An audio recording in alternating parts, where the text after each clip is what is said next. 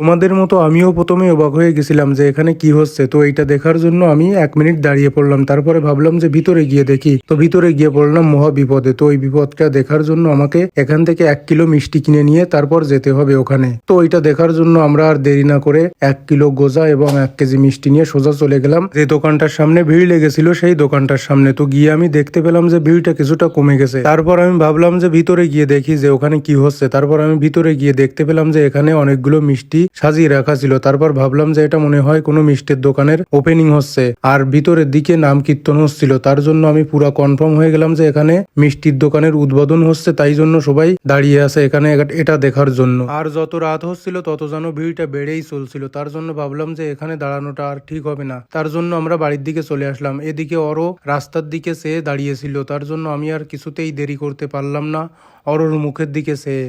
তারপর অরোর কান্না দেখে আমরা আর বেশি দেরি না করে বাড়ির দিকে চলে আসলাম। তো আপনারা যেতে যেতে সবাই হরে কৃষ্ণ লিখে যাবেন কমেন্ট বক্সে।